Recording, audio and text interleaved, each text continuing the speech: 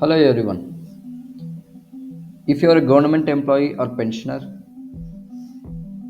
there is so much of buzz about 8th pay commission that it is on its way and it could bring a significant salary hike, revised pension benefits and much more.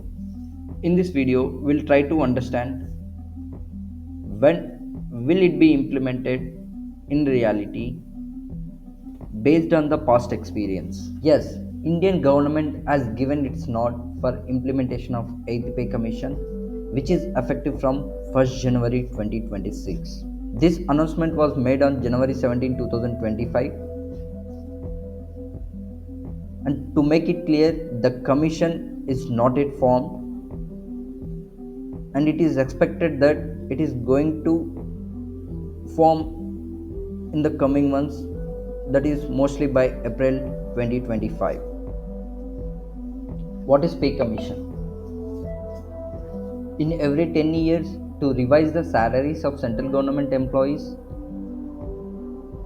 and the pensions of government retirees, pay commission is set up to review and recommend adjustments for the salaries and other allowances based on the present economic condition of the country.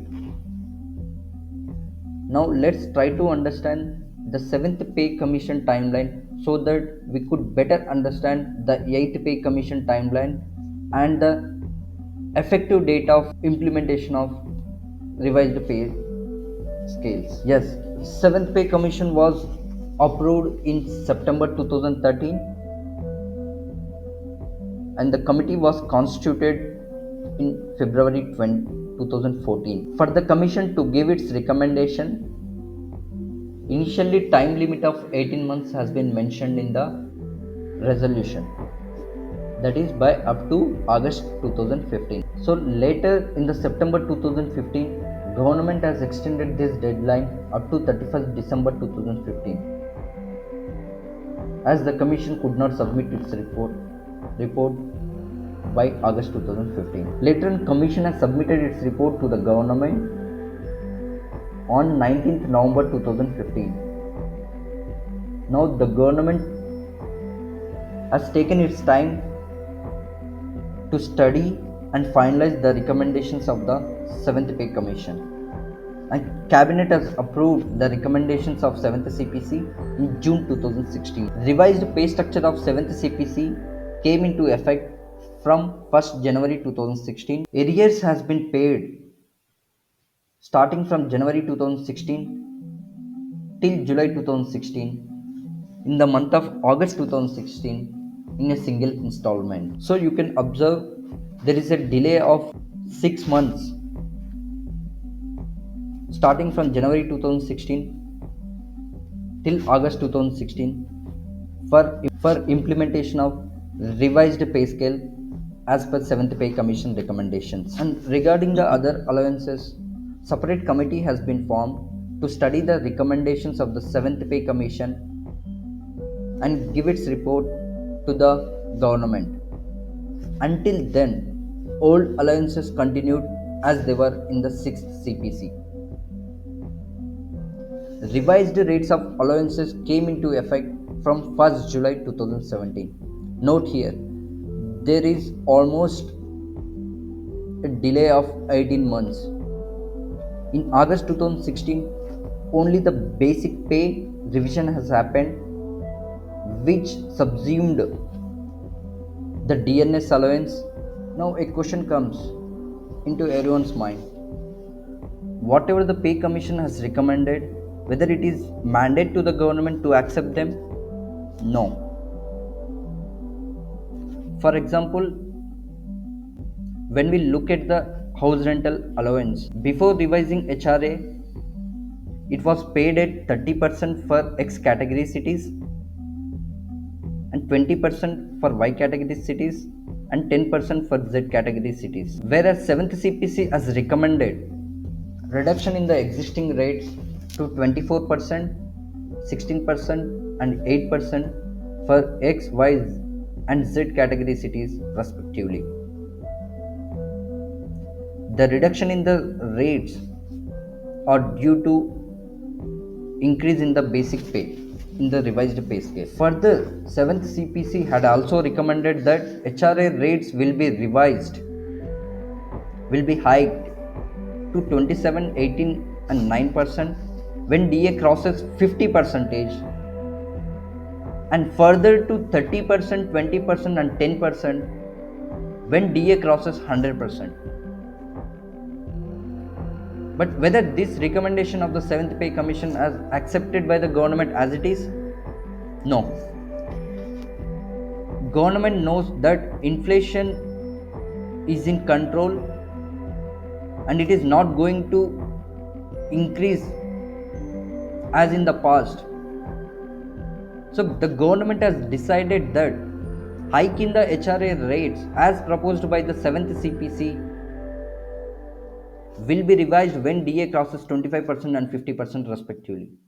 It means 7th Pay Commission has recommended to increase the HRA rates from 24/16/8 to 27/18/9 when DA crosses 50%. But government has accepted this recommendation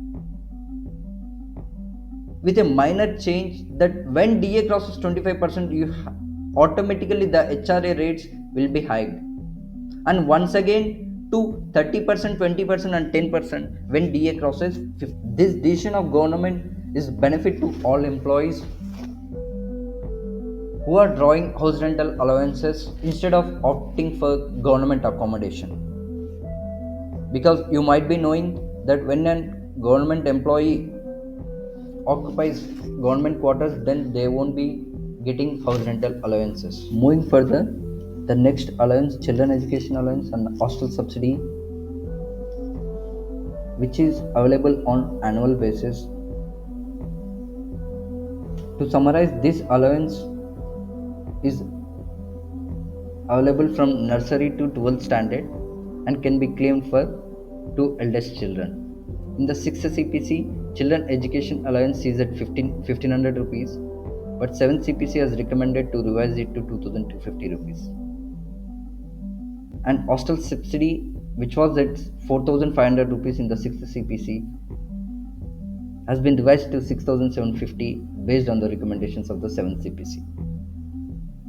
In the concerned OEM, it is specifically mentioned that when DA crosses 50%, then these rates ought to be increased by 25%. Hence, the current rates of children education allowance and hostel subsidy are 2812 and 8437 accordingly. To mention specifically, number of allowances in the 6th CPC, which were at 197, has been reduced to 128. One more major deciding factor in the pay commission is the minimum basic pay and the fitment factor, which is going to affect the salary revisions. 7th CPC has recommended various fitment factors ranging from 2.57 to 2.81 depending on the pay bands. While we wait for official confirmation on 8th CPC formation and recommendations, one thing is certain: this commission will have a significant impact on millions of lives. So the major deciding factor is the minimum basic pay and the fitment factor. In the next video, we'll try to understand minimum basic pay calculation and fitment factor that has been adopted in the 7th CPC. In the same analogy, we'll try to calculate the minimum basic pay and fitment factor. Presently, staff side of the National Council of Joint Consultative Machinery has submitted its suggestions to the central government for framing the terms of reference of 8th CPC. Further, NC-JCM had also meeting with Department of Personnel and Training Secretary to discuss on this submitted terms of reference of the 8th CPC. NC-JCM has sought uniform fitment factor across all the levels, 3 family units to 3.6 family units as recommended by an expert committee constituted by Ministry of Labor and Employment to determine the national minimum wage policy in the year 2019. Secondly, to increase the consumption units, to extend children education allowance and hostel subsidy up to the post graduation level. If you found this video useful, don't forget to like, share and subscribe for more updates on 8th pay commission, salary hikes